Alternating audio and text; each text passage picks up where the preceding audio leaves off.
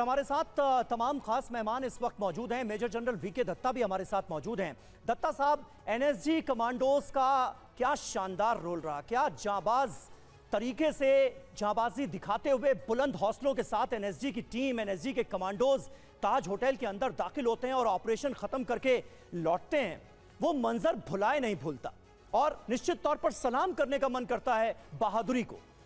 आप किस तरह से देखते हैं? आप खुद एनएसजी में सर्व कर चुके हैं, उस ऑपरेशन के दौरान आपका क्या रोल था, आप कहां पर थे, यह भी हमें बताइए। और आज तहव्वुर हुसैन राणा के भारत आने के बाद वो क्या बात है जो आपके जहन में इस वक्त चल रही? देखिए, ऐसा है, नेशनल सिक्योरिटी गार्ड भारत का एक वो फोर्स है जो फेडरल कंटिजेंसी फोर्स बोलते हैं, जो काउंटर टेररिस्ट ऑपरेशंस के लिए ही रेज किया गया था। इसके अंदर 51 स्पेशल एक्शन ग्रुप जो काउंटर टेररिस्ट ऑपरेशंस के लिए और 52 स्पेशल एक्शन ग्रुप उस समय रेज किया गया था काउंटर हाईजैक ऑपरेशंस के लिए। तो मैंने 51 स्पेशल एक्शन ग्रुप को 5 साल कमांड किया, जो पूरे बड़े ऑपरेशन हमारे भारत में चलते रहे उस दौरान। तो नेशनल सिक्योरिटी गार्ड के जो स्पेशल एक्शन ग्रुप्स थे उस समय, वो दोनों ग्रुप जो हैं वो 20 मिनट्स स्टैंड बाय अलर्ट में रहते थे, जो कि 20 मिनट के नोटिस में एकदम मोबिलाइज होके भारत के अंदर या कहीं पर भी अगर उनकी आवश्यकता हो तो मोबिलाइज करके बाय एयर लॉन्च किए जा सकते थे। इस हालत में भी जब ये 26/11 का हमला हुआ तो जैसे ही खबर मिली थी मानेसर में बटालियन को, तो हमारे सारी फोर्स जो थी वो स्टैंड बाय में बैठी हुई थी मोबिलाइज होने के लिए। लेकिन गवर्नमेंट का हुक्म आते आते घंटों बीत गए, नहीं तो ये ऑपरेशन बहुत जल्दी चालू हो जाता। तो आफ्टर जब ये लोग वहाँ पहुँचे मुंबई में और उनको टारगेट पे लेके जाया गया, और टारगेट में जो मेन थे, जो ओबरे होटल, ताज होटल और नारिमन, 3 टारगेट थे। सैकड़ों कमरे, 3 बड़े टारगेट। उसके अंदर कितने टेररिस्ट हैं, कहाँ पे लोकेटेड हैं, कोई खबर नहीं उसके बारे में, क्योंकि कोई रेगुलर कांटेक्ट नहीं हो रहा था उस समय जो मुंबई पुलिस का टेररिस्ट के साथ में एंगेजमेंट का। तो एक तरह से जो एनर्जी जब वहाँ पहुंची तो बिल्कुल ब्लाइंड हालत में गई और उनको खुद ही अपना पूरा रिकॉनेसेंस करके ऑपरेशन को अंजाम देना पड़ा। और इस ऑपरेशन में सबसे पहले मुद्दा था हॉस्टेजेस को या उन नागरिकों को बचाया जाए जो इसके जद में आ रखे हैं, उनको सेफली बाहर निकालने के बाद टेररिस्ट का खात्मा किया जाए। दत्ता साहब, माफी के साथ रोक रही हूँ क्योंकि आपने आम लोगों की ही बात की है, और इस बीच बता दूं होटल जिस तरीके से टारगेट पर थे, होटल के बिल्कुल नजदीक जो रेस्टोरेंट है वहीं 26/11 हमले के चश्मदीद इस वक्त हुसैन हमीद इस वक्त हमें ज्वाइन कर चुके हैं। हुसैन साहब, इस वक्त यही सवाल सबसे बड़ा है जो उस वक्त आपने देखा वो हम जानना चाहते हैं, क्योंकि जिस तरीके से टारगेट पर होटल को लिया गया, आम नागरिक सीधे तौर पर टारगेट थे, आप वहां पर मौजूद थे, आपने क्या देखा था? नियोपोल काफे में था। बोलिए हुसैन हमीद साहब, बोलिए आप अपनी बात पूरी कीजिए। हमें पता है आप उस वक्त जब हमला हो रहा था तो आप लियोपोल्ड कैफे में ही मौजूद थे, क्या आपने देखा, जरा तफसील से बताइए। ओके सर, वो बोलने के लिए भी डर लगता है। समझ सकते हैं जी, बोलिए।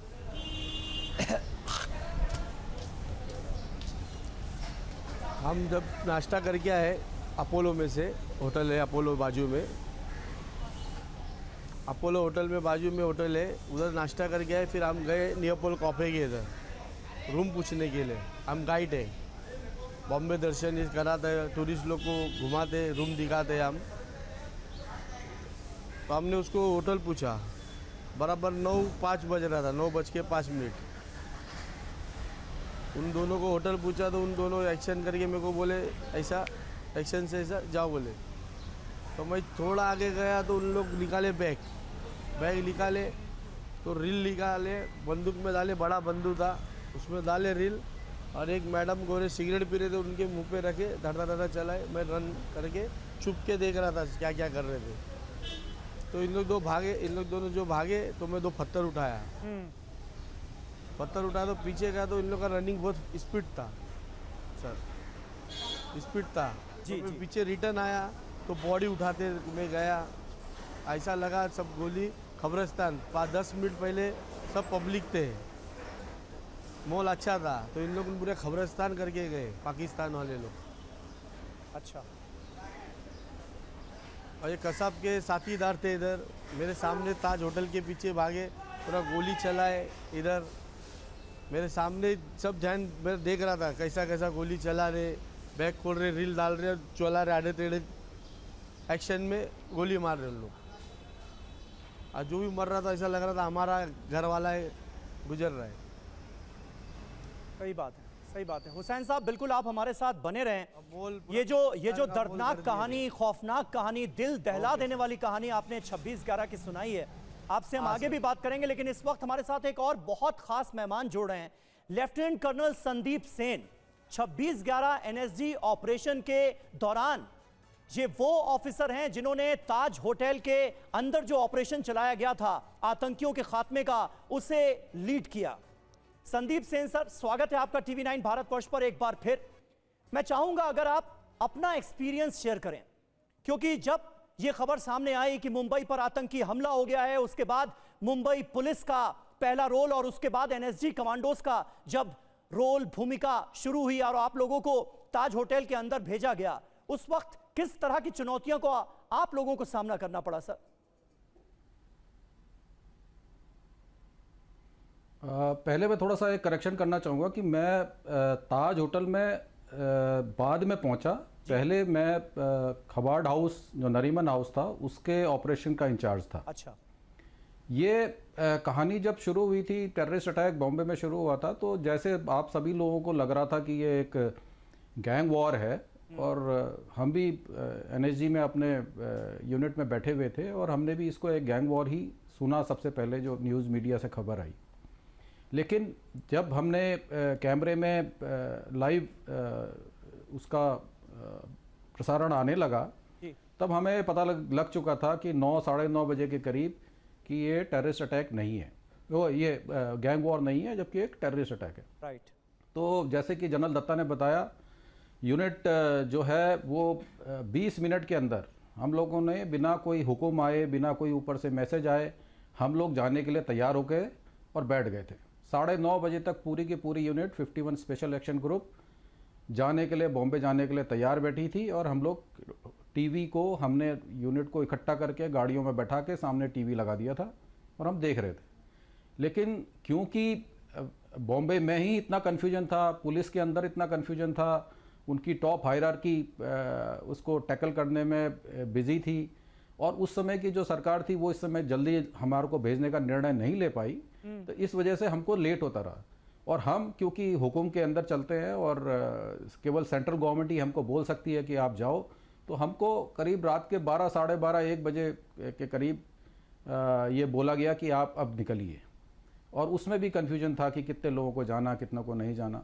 तो खैर हमारी पहली टीम निकली, जो मुंबई सुबह 5:30 बजे पहुंच गई थी। हमारा केवल उद्देश्य ये था कि हम जल्दी से जल्दी पहुंचें, जितनी जल्दी हम पहुंचेंगे उतनी कम जाने हम टेररिस्ट के हाथों से हम बचा सकते हैं, उतनी ज़्यादा लोगों को, और जितना हमको लेट होगा टेररिस्ट उतनी ज़्यादा जो है नुकसान पहुंचाएंगे। तो शुरू की टीम सर, आतंकियों से आपका पहला आमना सामना कहां पर और कब हुआ, वो अगर आप कुछ बयां कर पाएं उस वक्त के बारे में, उस लम्हे के बारे में? जी हाँ, तो जब ये इसकी जब पूरा का पूरा अनफोल्ड हुआ कि कितना अटैक हुआ है, कहाँ कहाँ पे अटैक हुआ, तब मेरी टीम जो थी वो सेकंड टीम थी जो पहुंची। ओके। मैं 27 तारीख की करीबन 11:30, 12 बजे मुंबई पहुंचा, एयरपोर्ट में लैंड हुए अपनी टीम को लेके। उस समय तक भी बॉम्बे पुलिस में बहुत ज़्यादा क्लैरिटी नहीं थी। मेरे को नरीमन हाउस जाने के लिए बोला गया, तो मेरा आमना सामना नरीमन हाउस में करीबन 5, साढ़े 5 बजे के से शुरू हुआ 27 तारीख मिलिटेंट्स के साथ, टेररिस्ट के साथ। ओके।